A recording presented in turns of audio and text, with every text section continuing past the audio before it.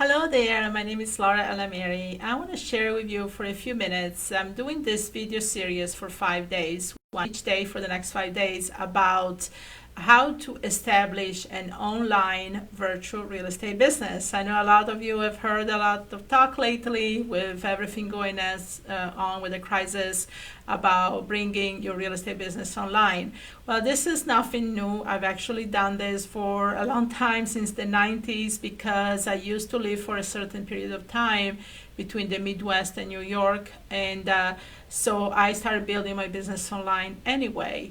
And nowadays we have done virtual for quite a few years because we live in South Florida, but we're still doing business in other parts of Florida and the Midwest. So this is really the way to go if you want to set up your business and live anywhere and travel and get the true freedom.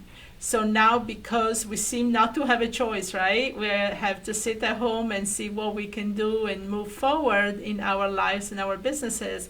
Virtual has been the way to go for any business, and real estate is no exception.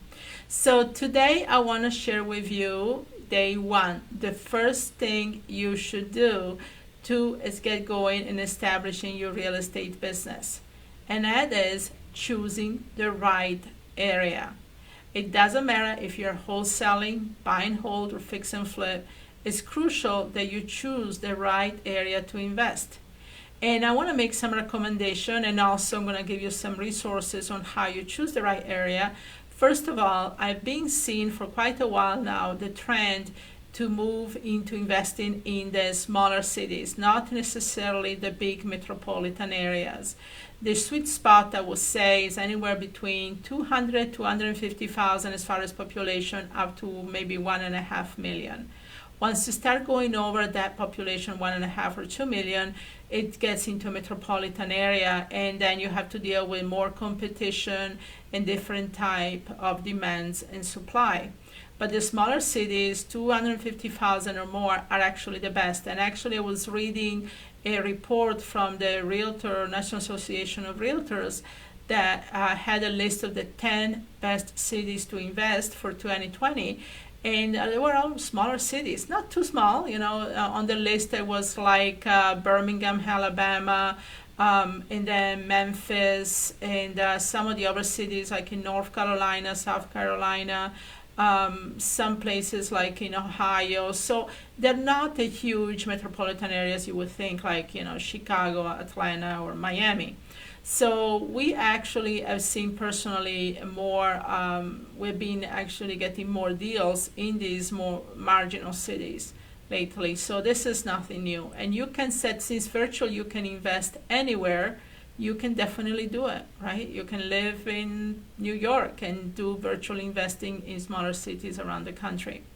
So some of the tools to use is, first of all, is the MLS. Then you can use tools like PropStream. Also go on Realtor.com, Realtor.org, or NGKF is a commercial website. NG as in George, K, F as in Frank. They have a lot of good researches and platforms to you really study the stats of what's going on in the industry. You want to look for trends, supply and demand, also how long a property stays on the market.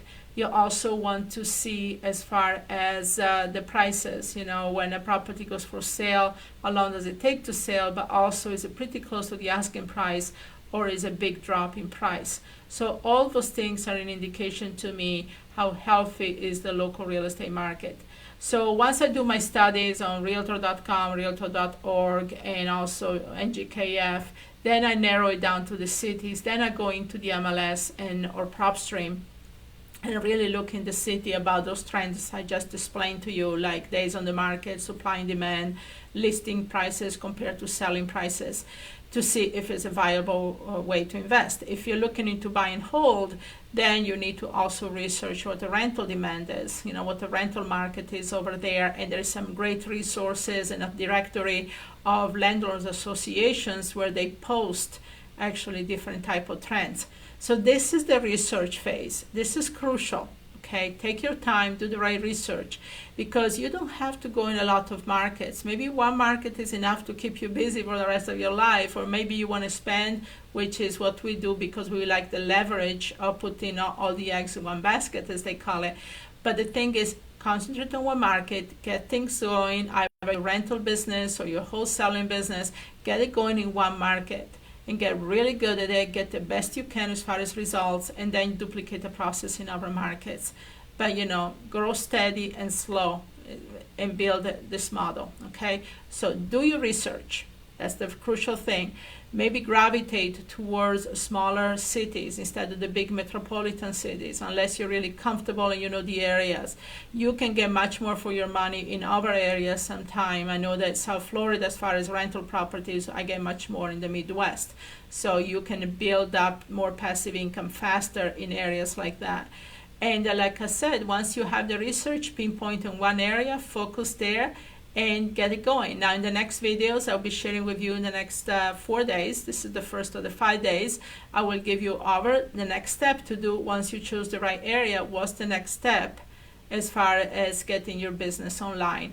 And all you will see that I'm going to share with you can be done from your computer. You don't have to be on location. Take care.